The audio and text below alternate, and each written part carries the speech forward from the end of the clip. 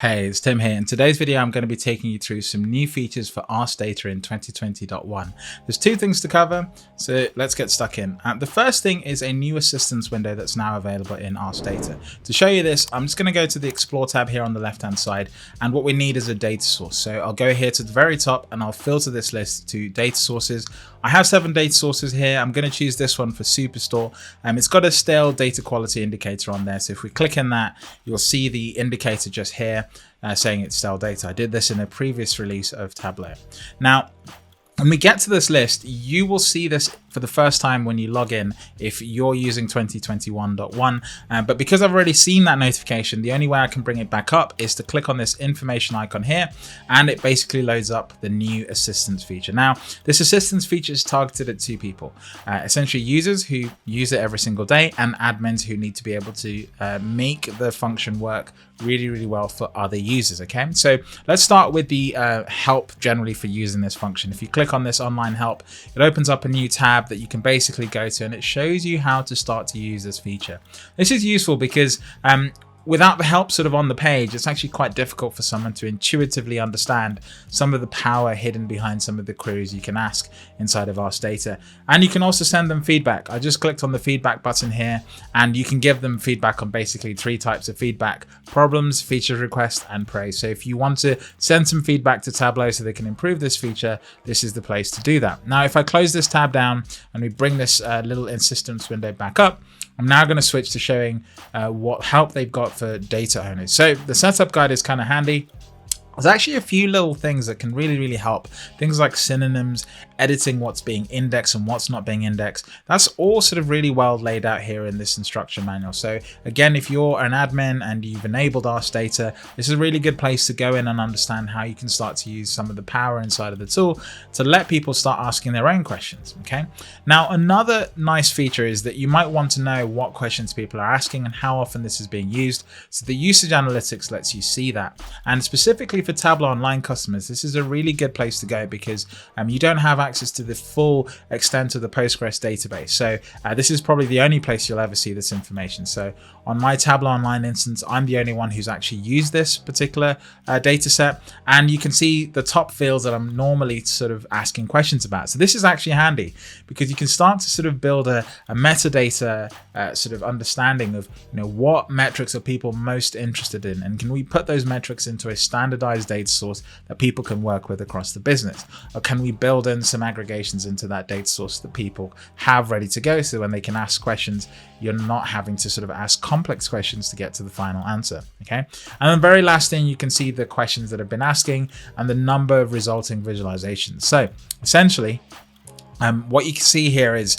essentially the different ways people have asked the same thing. So for example, user questions here is 3, resulting visualization is 3. That means essentially that the people have asked questions in sort of 3 ways, and it's resulted in 3 instances of that visualization, if that makes sense. Okay, so this is a nice, really nice interface to be able to see all of that in one place. Let's head back to the Ask Data interface. If I just go back here, you'll see we still haven't left the main page. One of the things you can also do in this release is switch off indexing on a particular field. So if I hover over all of these, you'll see, if I just hover over state, for example, the way I know that this is indexed, it's funny, this disappears as soon as I click on my annotation tool. So I'll just hover over this. You can see this area and domain values. I'll highlight it on screen here without having to use the annotation tools. And you can see that it says domain values are California, New York, Texas, and Pennsylvania. In order for Tableau to know that, it has to index the data. And what you can do is you can actually tell Tableau, listen, don't index a particular field because maybe you don't want it to, form part of a really complex query, or you're just basically not really interested in the information in that particular column because it's just not commonly used. So what you can do is you can go to a field and tell it not to index that. So let's go ahead and click on this, and let's tell it not to index the city field. So if I deselect that, you'll get this small notification saying if you click on this blue area here, you can re-index the whole data set. So essentially it gets rid of the information that it understood about the city. Okay, now what this really means is essentially it's not going to take that information away from the data source. it's just not going to use it in its interpretation. And so the good use case here is, let's say you don't want people to be asking questions that end up at the city level of detail. Well, by removing it from the index, you're essentially going to avoid that. People can bring it into their questions and they can still use it. It's just not going to default to visualizations with that in it if you ask questions, if that makes sense. So it's a sort of a slight nuance, but it also adds performance to the way the queries work and the way everything sort of comes together.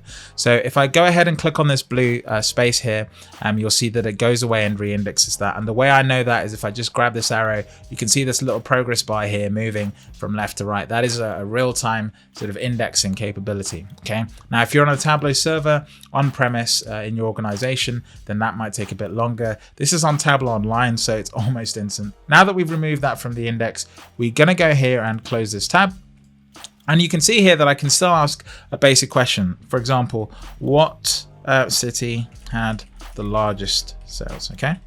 All right, let's go ahead and type that. And when we hit enter, it goes off and it will build the same map that we saw last time.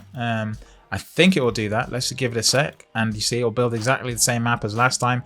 And I can still go in here and choose a chart. Okay. But what it won't do is it won't know that New York City is a city, because the value New York City is inside of the city column. And so in order for it to know that context, it needs to have indexed that column. So if we just go back here and clear all, and if I just start asking this question, what was the average sales in New York City? Okay, so New York City, and you can see that it's struggling. It's not sort of understanding what I mean by the term New York City. For it to know that, it has to have indexed the city field in the first place. So even if I hit enter, it's just going to return average sales, okay? Whereas if I was to go to a particular state, let's say, what are the average sales in California? Yeah.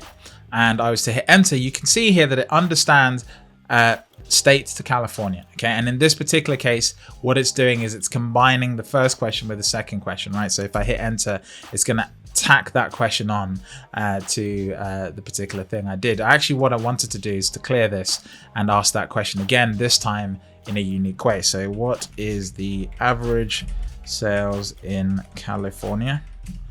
And if I hit space here, you can see it even knows when I misspell something, hit California, filter state to California. And now we get the same number back, 229, but it understands the context of that question. So that's sort of the difference between indexing and not indexing, and the ability to switch that off. So that's pretty much it for 2021 for Ask Data here.